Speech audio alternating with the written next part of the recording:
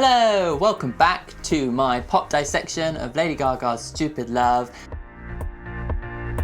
This is the second video, so if you want to go back and watch the first one, that's all about the lyrics, and a lot of that I'll be referring back to the first video quite a lot, so it might be worth watching the first part. But here we are, and today we're going to talk about the musical composition of the song, so the melody and the chords, and how that all kind of adds up to this kind of euphoric, exciting song that we've all come to know and love. But anyway, pop dissection, Stupid Love Part 2, musical composition. I want your stupid love. Right, so let's start off with the chords. Now it's a pretty simple, mostly 3-chord structure, so I'll play a bit for you now. You're the one that I've been waiting for. Gotta quit this crying. Nobody's gonna heal me if I don't open that door. Kinda hard to believe, gotta have faith in me. That was good, I did it first time.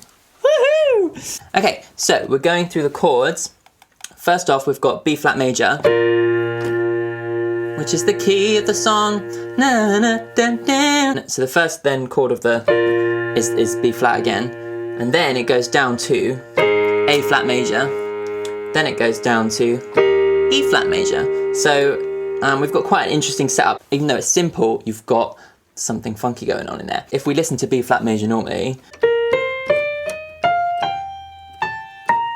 but we know that we've got an A flat major in there somewhere, the chord of A flat major, which doesn't actually fit because actually we've got A. So we've got something funny going on. What Lady Gaga has chosen to do is actually flatten the A, so you actually get a major instead of a diminished chord. And this is known in jazz theory as the Mixolydian Mode. So we're going to do a little breakdown of what modes are. I'm not like the biggest jazz theory nerd in the world, so I'm not going to go too deep. but basically, so we know we've got our notes. We've got B flat, C, D, E flat, F, G, A, B flat in a regular B flat major chord. But instead, what the Mixolydian does is it takes this A, which is the 7th note in the scale, and it flattens it. So the notes that we are using in B flat Mixolydian are B flat, C, D, E flat, F, G, A flat, and B flat, which gives it a really different feel. And now this mode, this Mixolydian mode, is actually used mostly in fantasy movies. So stuff like Lord of the Rings, you know, and video games too. Like it's actually really pervasive in the Legend of Zelda soundtrack. I'm a big video game nerd, and I watch a lot of these videos on YouTube. Check out 8-Bit Theory, he's great. And actually, both the Zelda and Metroid soundtracks use Mixolydian in interesting ways to kind of give this heroic feel. I feel like a lot of people describe Mixolydian as heroic. And I think that's really appropriate for this song. You know, as we discussed in the lyric part, Lady Gaga is kind of choosing to embrace this love like wholly, right? It's this stupid love and she's throwing herself into it. I kind of visualize her as the hero of her own story. She's making the choice to go for this. She's the hero, and I think that's why this kind of heroic mode is really appropriate. It makes it stand out amongst other kind of major key signatures, and it adds so much depth to like what could be considered quite a kind of normal kind of pop song, which is kind of seems to be a running theme. There's an extra darkness and an extra depth when you just look a little bit below the surface. That's what makes this song so interesting to kind of analyse. So another gorgeous part of the chord structure that I noticed was actually in the pre-chorus. She borrows from another mode in order to really set up an extra level of tension going into the chorus and a level of surprise.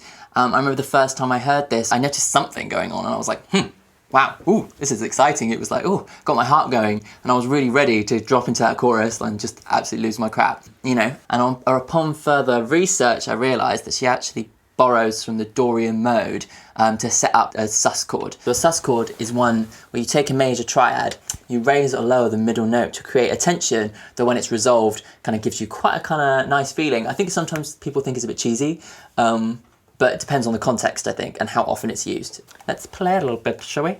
All I ever wanted was love.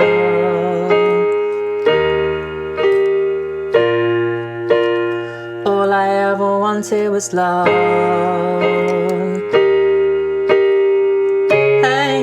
Hey yeah, I want your stupid love. Only took me 18 tries. So the pre-chorus moment is actually a little bit of mode mixture where somebody borrows an element from a different mode to kind of jazz up the piece a bit. He borrows the flat third, which that goes to the one called the Dorian. So the Dorian scale goes a little bit like this.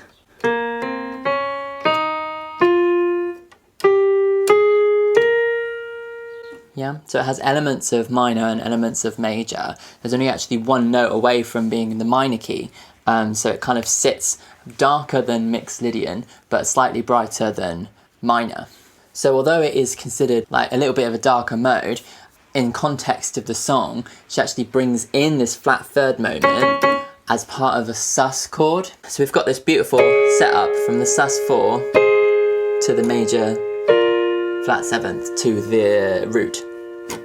So it's almost like we're taking it one step further away, then one step back, and then right back to the root. All right, so now I want to talk about the melody of the song. First, of course, I want to talk about the chorus and the hook.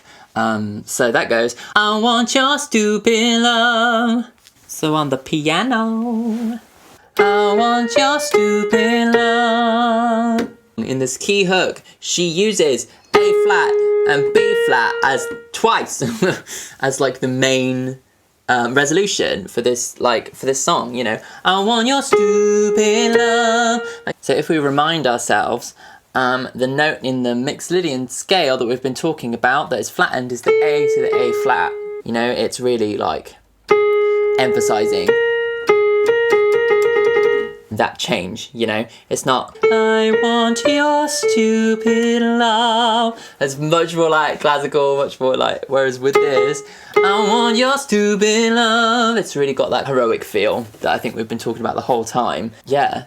Right, the last part of the melody I want to talk about is actually the middle 8. This is a really interesting section because it's performed in a way that's really difficult to actually dissect. I think I've managed to figure out what is going on, but please write in the comments if you have any other ideas on what you think is going on in this section. But what I think is going on is, I think it's returning back to our Dorian again. This bit.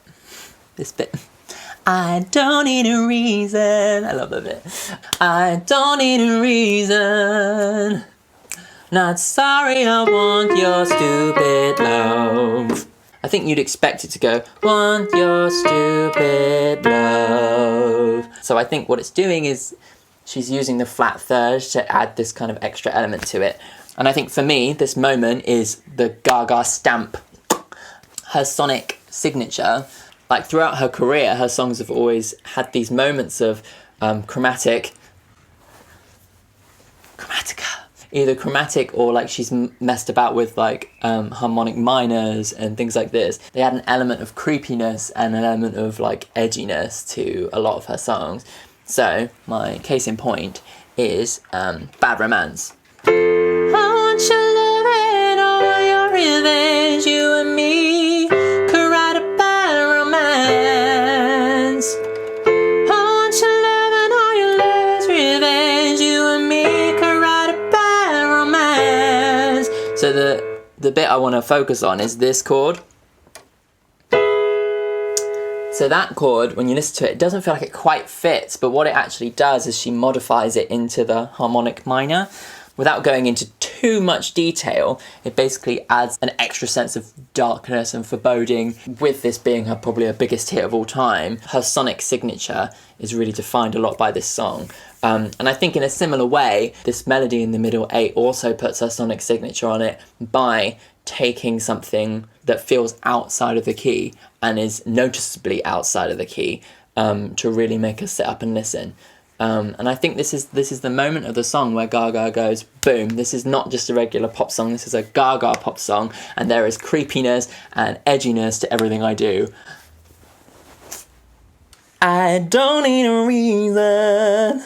To sum up kind of what we've been talking about here, I think that the musical composition really goes to further the theme of the lyrics. As we kind of concluded before, I think the theme of the lyrics is optimism and lightness in the face of darkness, but not hiding the darkness, showing the darkness, being vulnerable. Essentially, it's kind of light versus dark, with light winning out. So she uses two scales that could be considered darker than your usual scale, but she uses them both in a way that makes the song seem more heroic, more euphoric, more exciting. I think by using something dark to create something light, it's really turning a negative into a positive. And I think there's something really beautiful about that. And it really ties in beautifully with the sentiment of the song, which is coming from somewhere dark and going somewhere light. Thank you so much for watching to the end. I've been Dan, aka Luscent Music. If you want to follow me on all these social media things, I'm there at Luscent Music. If you want to listen to my music, I'll link my Spotify down below and you can check that out. Feel free to subscribe and ring the bell and whatever. Keep an eye out next week for part 3, which is all about the production, and I'll be doing a conclusion of the whole 3-part series. So make sure you check that out. It will tie everything together very neatly and lovely. I'll see you later. Bye.